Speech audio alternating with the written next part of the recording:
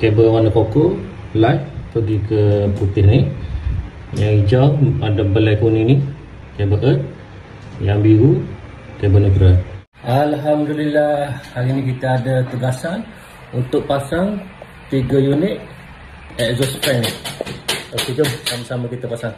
Exhaust fan yang kita akan pasang ni yang brand KDK. Dia punya kod dia 30 AUM8, yang paling besar sekali. Kalau tak silap saya, dia punya saiz 30 cm. Okey, jadi hari tu kita dah buat dia punya lubang. Okey, tu 3 lubang ni. Jom kita pasang dia, tengok muat ke tak.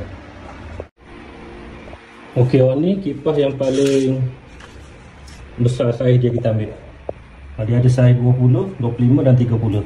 Okey, untuk pasang dia, kita buka dulu dia punya cover ni. Okey, lepas tu kita letak je dekat lubang dia tu. Kita masuk je dekat lubang dia tu. Lepas tu dia ada 4 biji skru. 1, 2, 3, 4 skru. Kabel dia sama macam kipas biasa, ada live untuk earth. Jadi kita sambung je dekat port yang telah kita buat ni. Alhamdulillah, ngam-ngam lubang yang kita buat ni. Ada kena asas sikit lah, asas pakai grinder sikit tu, asas sikit yang mana batu-batu lebih tu, kita masuk yang kita timbang air. Okey, cantik, Alhamdulillah.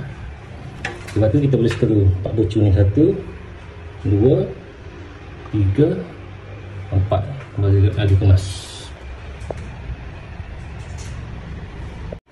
Untuk nampak lagi kemas dan cantik, saya pasang benda ni untuk masukkan kabel daripada exhaust fan masuk dekat dia punya tapak ni. Saya lupa dah apa nama benda ni. Saiz dia PG11. Nanti yang mana tahu nama ni boleh komen. Saya lupa nama dia apa ni, boleh panggil. Alhamdulillah, kita dah siap buat sambungan dia. Kabel warna koko light pergi ke putih ni, yang hijau ada belai kuning ni kabel earth, yang biru kabel neutral. Okay, jadi bila kita pasang benda ni, kita masuk molek. Okey, cun dia macam tu kan, cantik dia. Alhamdulillah, settle, siap untuk pemasangan untuk 1 unit kipas exhaust fan. Okey, ni kita pakai kepala ni untuk lebih cantik, dimasuk dalam ni. Okey, jadi kita nampak kemas dia punya tu kan, KDK.